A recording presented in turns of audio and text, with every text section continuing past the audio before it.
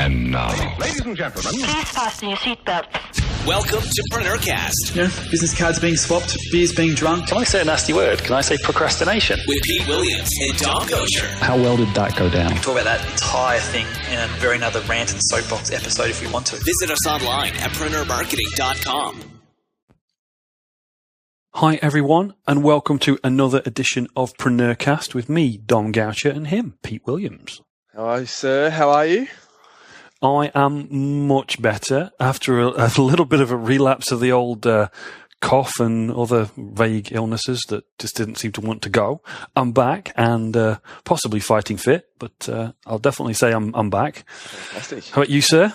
Busy. The Ear Hero project, which I know I've mentioned loosely on some noise reduction newsletters and things like that, is kicking off, which is good. So it's a fun little side project to add to the list. And lots of things happening over at earherosports.com.au for those who want to check it out and playing along at home. And those of you who are cyclists might want to check it out as well.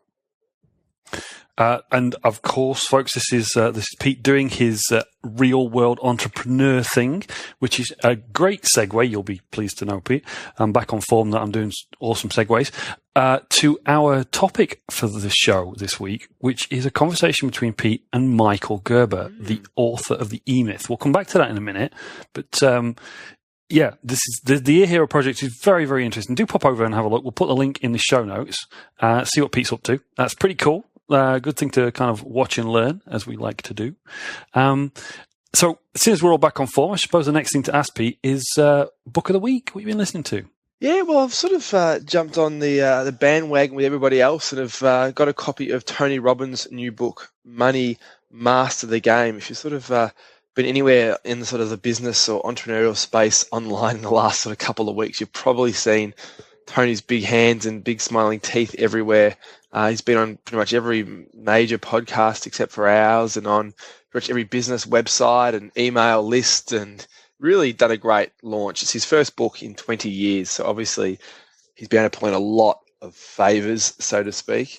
The book's interesting. It's his take on personal finance. The story behind the book is that he sat down with 50 of the world's greatest investors and got to understand their secrets and have put it together in this book called Money, Master the Game. And the audio version is about 21 hours long, about halfway through it.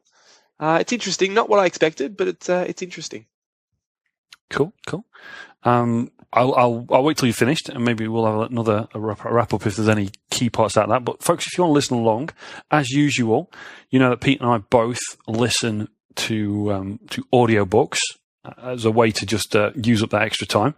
Make the most of our time, whatever we're doing. Me, I tend to do it when I'm washing the dishes, and Pete tends to do it when he's doing far more sporting activities.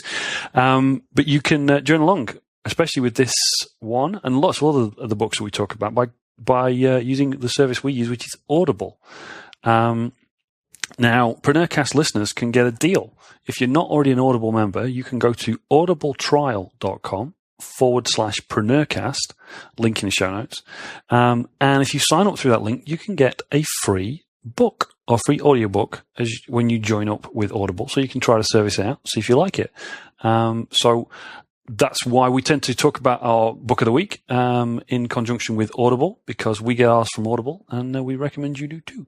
So that's Tony Robbins, Money, Master the Game. Was that Pete? That is correct.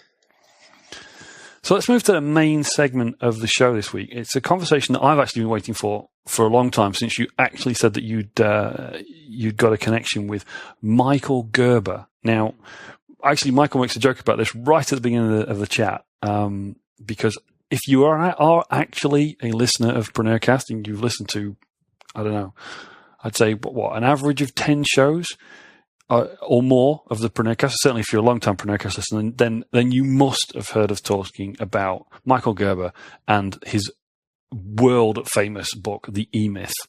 It's been around for almost for the longest time. It's one of the first books of its kind I ever read. I talk about it all the time because it contains some really, really core premises to what we believe in here on Preneurcast about building a sustainable business, being an entrepreneur, and living that lifestyle that we're all after. So I was quite excited when you said you were going to talk to Michael, Pete. Yeah, absolutely. Like, he's a very, very smart guy. He's done some amazing things. And in the conversation, we actually talk, obviously about the E-Myth and the premise of the book and everything. But the thing that I was really interested to find out was how he got started. Like, how did he actually stumble into the world of what became the E-Myth? And he kind of covers that very openly, which is very interesting to sort of hear about his own entrepreneurial journey, and then the book, and obviously what he's up to now with a thing called the Dreaming Room, which is very interesting. Yeah, definitely listen out for that, folks, because bear in mind, the E-Myth has been around since way, way before things like, the internet and all those really, really handy things that we now take for granted when we want to, become famous and promote things and start new businesses and all the rest of it. So his story was quite interesting. Do listen out for that, and definitely about his this new project he's working on called the Dreaming Room. So let's hand over quickly to Pete and Michael Gerber. So, Michael, inevitably, with the size of our audience, I guess there's going to be some people who are unfortunately not familiar with the E-Myth and the whole concept. Can you sort of, I guess, start us off with a bit of background about the E-Myth? Pete, how is that possible? I know, I agree. That anybody on this call would not know Michael Gerber or the E-Myth. It's just incomprehensible to me that after all these years, anybody who knows anything about business or wants to would be a stranger to the E-Myth. But assuming that you know maybe a handful of people like that, just real oddballs who are completely out to lunch, let me share with them what the E-Myth is and why we did it and what happened. So the E-Myth is the entrepreneurial myth. And it essentially says that people who go into business aren't the entrepreneurs everybody believes them to be, but exactly the opposite. In fact, most people are instead what I've come to call technicians suffering from an entrepreneurial seizure. And that means they have the desire to do what they know how to do for themselves rather than for somebody else. So they want to become their own boss. So I would imagine that the vast majority of people who are listening to us right now set out to become their own boss. And now, if the E-Myth is true, and it's proven itself out over some 40 years of work that we've done with literally tens upon tens of thousands of small business owners and millions of small business owner readers of my books, if they're like anybody else that I've met, they're working for a lunatic. So we go to work for ourselves and we're working for a lunatic. And we do exactly the opposite of what an entrepreneur truly must do.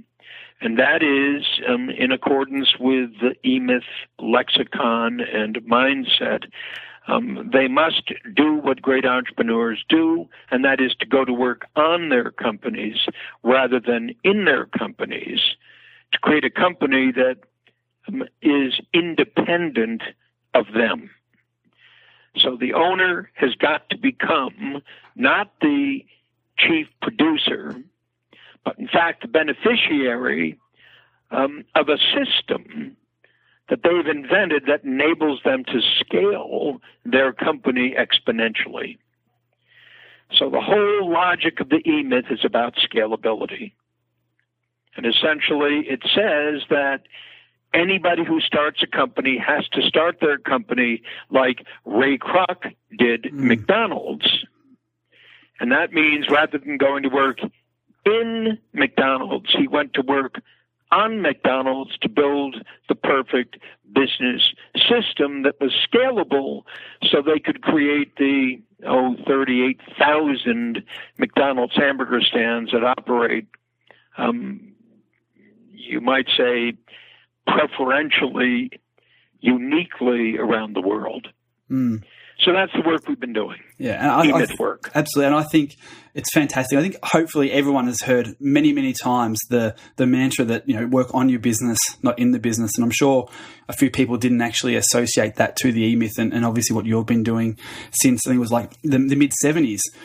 And I'd love to actually, I've heard a bit of the Bob and Ace story about how this all started for you. Do you mind sharing that story to give a bit of context about how you kind of stumbled into this world of being what is it that Inc. magazine said, the world's #1 small business guru?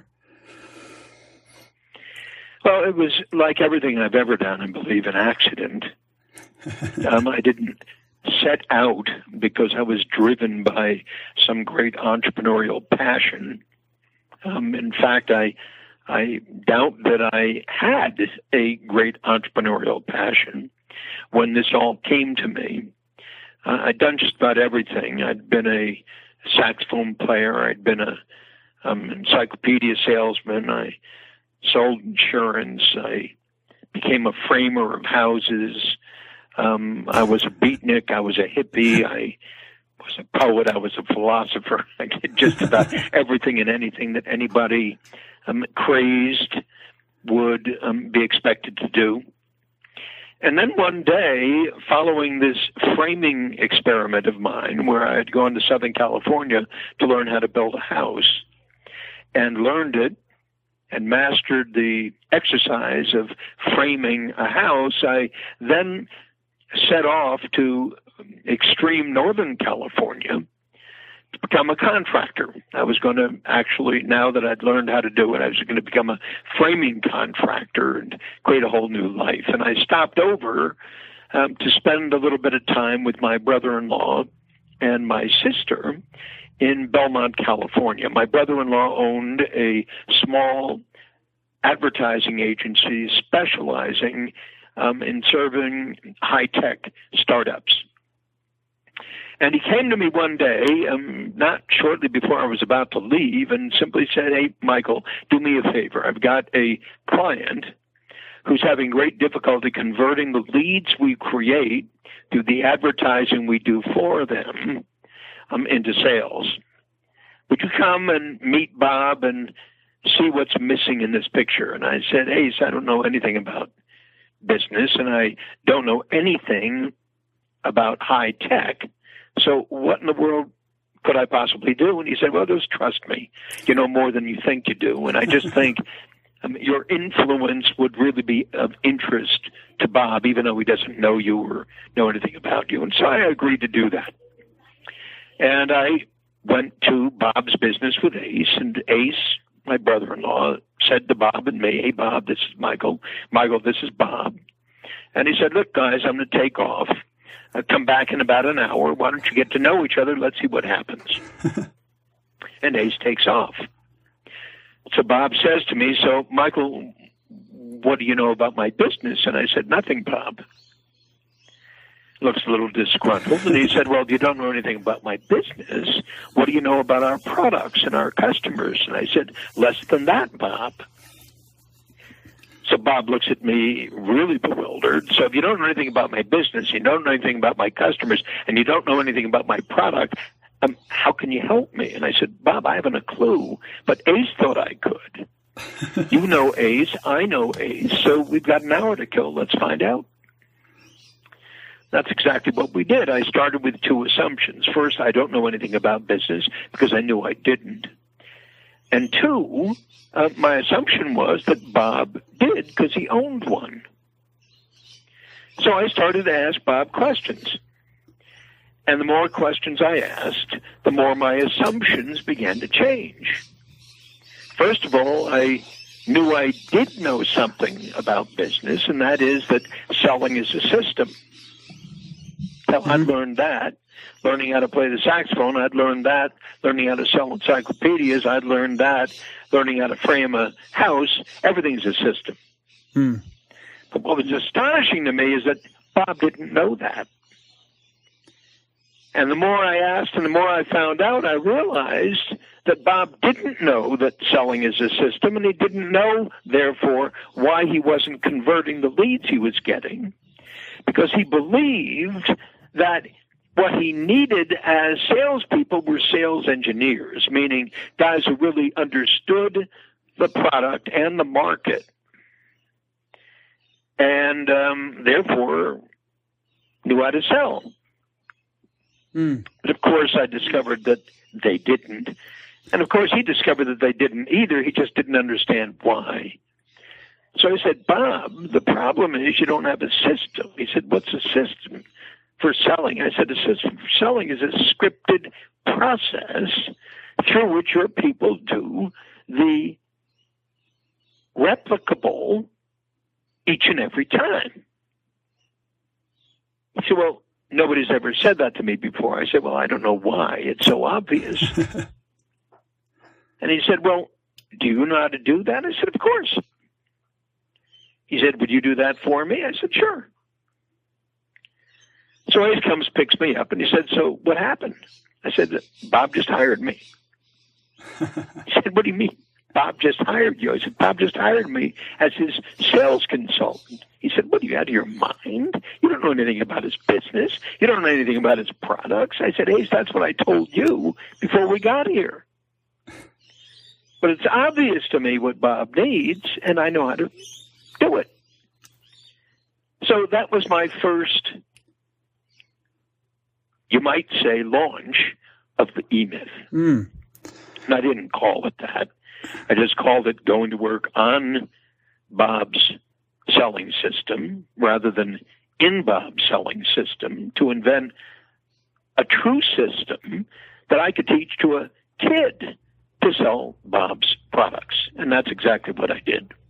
It's amazing. But then I didn't only do it for Bob. I did it for Mary. I did it for Judy. I did it for Jerry. I did it for different kinds of companies.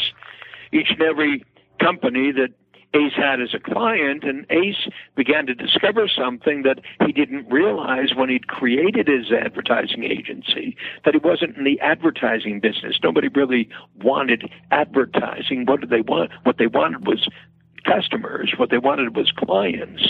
But in fact, they didn't even want customers or clients. They wanted cash flow. And what they really wanted wasn't cash flow. What they really wanted was to become their own boss so they could be independent of all the constraints that existed for them, and so forth and so forth and so forth. And as I began to find that out, I found out and discovered that most of the small business owners that I called on had exactly the same problem. It's like I say, that it's as though they walked into a store and bought a jigsaw puzzle, opened a business, poured out all the pieces of the box onto the floor, and then threw away the cover of the box. They had no idea of what the end game was. They couldn't see the picture of what their business was to look like when it was done, and because they couldn't see the picture, they couldn't recreate it. And I guess, my job was to do that. Yeah, this is the thing. Absolutely, I think it was an amazing kind of story and huge insights there. That I'm intrigued. That sort of take you years to kind of be really clear on, to sort of understand that they weren't after advertising, they weren't after sales, they weren't after cash flow, they were after a business. Like, how quickly did you sort of stumble onto that sort of framework and vision that obviously became the E-Myth 9 years later in the book? Well, it actually happened very, very quickly. I was only doing that with Ace for a little over a year before it became obvious to me that Ace didn't want to do this. Ace didn't want to apply this to his business. Ace didn't even believe the model was something he wanted to pursue. So I said, I'm just going to go out and do it myself. And Ace and my sister brought in somebody to replace me, to do what I had learned how to do, but to do it in a way that was more comfortable for them.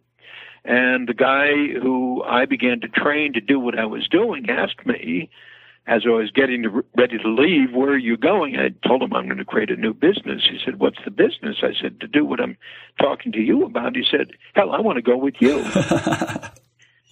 And that was Thomas. And we then went and created the Michael Thomas Corporation. And we then started to build the Michael Thomas Business Development Program. And it all started with that. Fantastic. So it leads me on to two questions. One is, how was Thanksgiving and Christmases for the next few years with Ace and your sister after you sort of exploded and he kept selling advertising?